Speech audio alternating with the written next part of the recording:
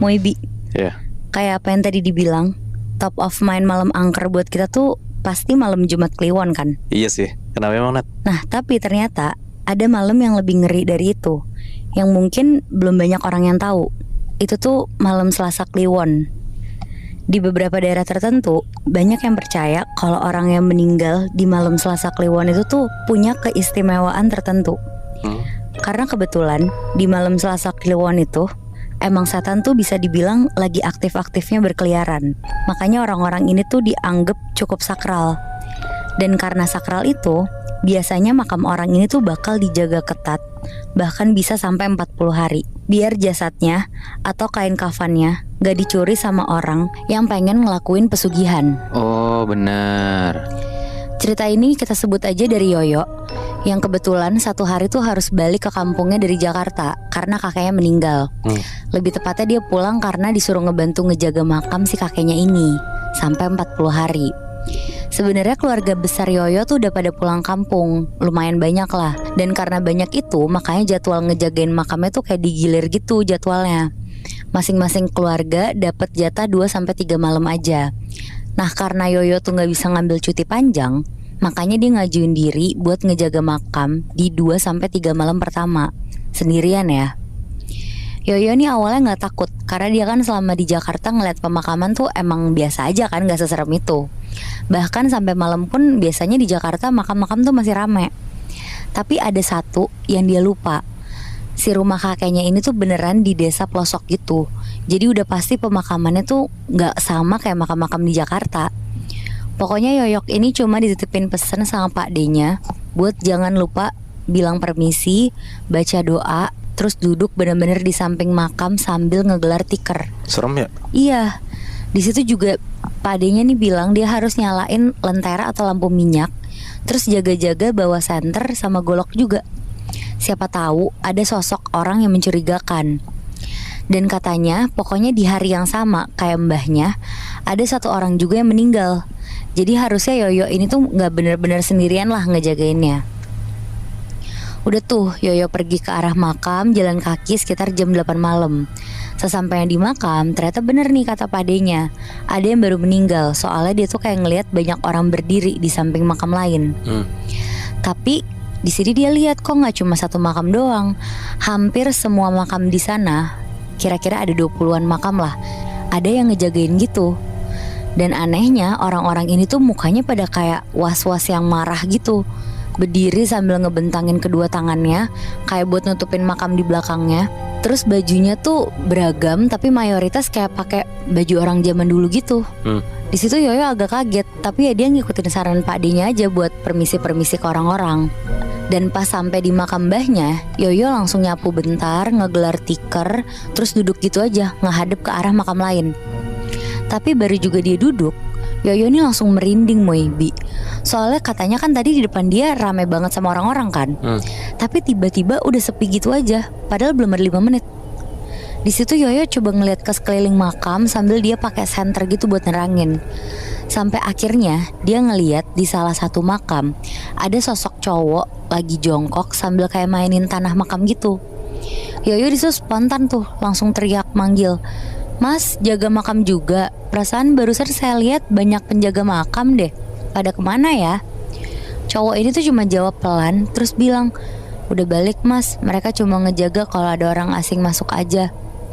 Di sini Yoyo sebenarnya sempat bingung. Maksudnya ya udah kalau udah pada balik, tapi kemana baliknya kok secepat itu dan gak ada suara langkah kaki juga. Akhirnya daripada takut sendirian, si Yoyo ini kayak ngajak cowok ini buat jaga bareng lah. Mereka sebelahan kayak biar sama-sama nemenin gitu. Soalnya katanya si cowok ini tuh emang gak bawa perlengkapan apa-apa. Dan untungnya si cowok ini setuju. Jadi di malam pertama Yoyo ngejaga makam gak setakut itulah, karena sepanjang malam ada teman ngobrolnya. Sebut aja cowok ini namanya Rizal ya. Intinya Rizal ini tuh harus ngejagain makam itu, makam orang yang meninggalnya sama kayak kakeknya Yoyo, sendirian. Soalnya gak ada keluarga yang mau ngejaga lagi. Udah tuh pokoknya mereka ngobrol-ngobrol sampai Yoyo ketiduran di atas tikernya dia. Singkat cerita si Yoyo nih kebangun pagi-pagi karena dibangunin sama si penjaga makam yang asli. Tapi di sini Yoyo kaget karena di samping dia detik itu tuh udah nggak ada Rizal. Yang jelas-jelas dia tuh ngelihat si Rizal tuh semalam tidur sebelah dia. Yang ada sekarang tuh tikernya jadi kotor tanah makam, terus basah gitu, sama banyak bunga melati di atasnya. Dan pas Yoyo coba nanya ke penjaga makamnya, katanya nggak ada yang ngelihat Rizal. Terus akhirnya si Yoyo nyoba jelasin lah ciri-ciri fisik sosoknya ini. Katanya di situ dia tuh bisa ngelihat kalau si penjaga makamnya kayak kaget gitu mukanya. Pokoknya penjaga makam ini tuh habis itu cuma langsung nyuruh Yoyo pulang ke rumahnya, bebersih, terus disuruh bawa buku-buku doa lah kalau misalkan malam ini mau jaga makam lagi. Dan karena nggak ngerasa ada setan yang ganggu semalam, jadi dia masih berani nih buat lanjut ke malam kedua. Dia mikir palingan ada si Riza lagi. Udah tuh malamnya si Yoyo ke makam lagi. Tapi sekarang dia bawa buku-buku doa kayak buku Yasin gitu, karena ngikutin kata-kata penjaga makam tadi. Di malam kedua ini dia sengaja berangkat lebih cepat. Jadi pas sampai di makam dia masih bisa buat keliling-keliling lah kepoin makam-makam. Nah di sini ada yang aneh lagi Moy, Bi. Jadi pas sampai di makam dia masih bisa buat keliling-keliling lah kepoin makam-makam. Nah di sini ada yang aneh lagi Moy, Bi. Kata keluarganya kan biasanya makam itu perlu dijaga sampai minimal 40 hari setelah meninggal kan. Nah tapi hampir mayoritas makam di sana tuh yang udah pada meninggal bertahun-tahun, bahkan berpuluh-puluh tahun, masih dijaga. Tapi di situ Yoyo coba positive thinking aja kayak biasa. Dia sampai di makam kakeknya langsung bersih-bersih, gelar tikar, terus duduk gitu aja. Dia diem bengong beberapa waktu.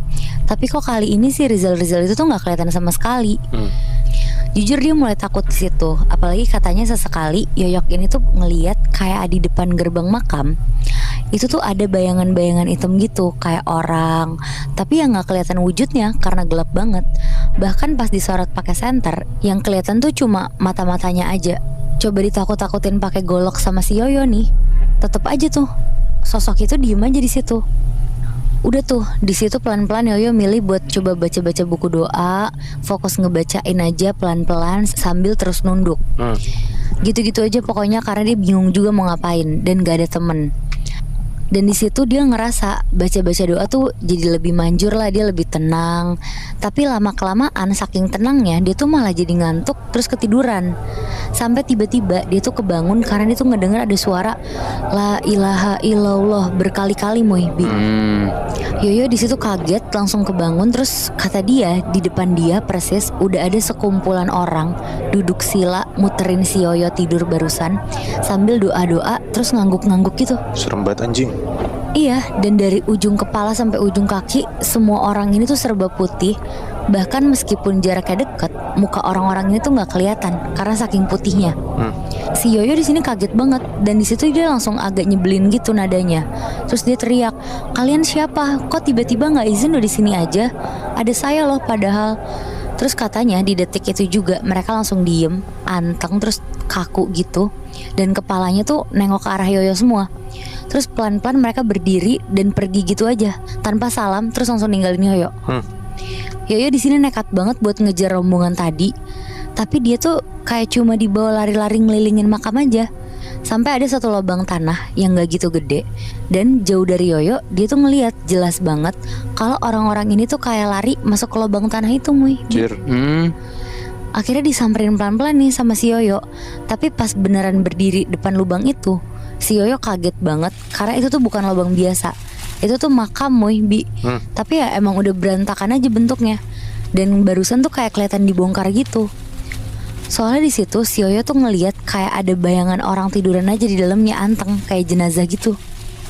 Yoyo coba buat nyalain senternya tapi nggak nyala-nyala juga. Dan di tengah Yoyo mukul-mukul senternya biar nyala, di situ kaki Yoyo tuh nggak sengaja masuk ke pinggiran lubang makam itu. Untungnya dia tuh nggak jatuh ke dalam makam, yang jatuh tuh cuma senternya doang. Dan pas banget jatuh, senternya tuh nyala nyorot ke arah jenazah itu. Dan karena kesorot senter, jadinya Yoyo tuh bisa ngeliat jelas apa yang ada di bawah situ. Katanya itu tuh beneran jenazah, tapi kain kafannya tuh udah dicopot paksa gitu.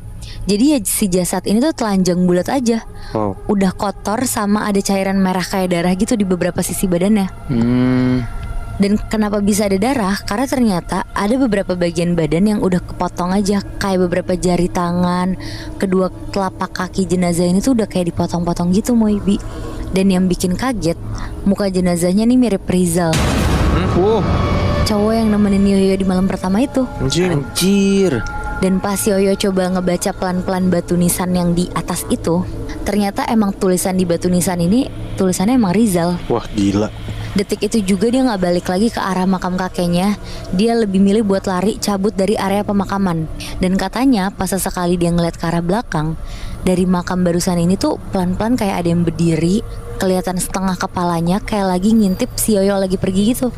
Dan itu tuh sosoknya Rizal. Wow. Sosok ini tuh kayak pelan-pelan ngacungin jarinya yang udah gak lengkap itu ke arahnya si Yoyo lari. Terus tiba-tiba dari setiap makam tuh keluar sosok-sosok lainnya yang persis sama orang yang dikira Yoyo penjaga makam itu. Anjir. Ternyata mereka tuh bukan penjaga makam, tapi mereka tuh orang yang dikubur di dalamnya. Iya. Dan syukurnya walaupun dia kerasa capek dan takut banget, tapi Yoyo akhirnya bisa pulang dengan selamat. Di detik itu juga dia tuh nyerah, gak mau lagi buat ngejagain makam kakeknya.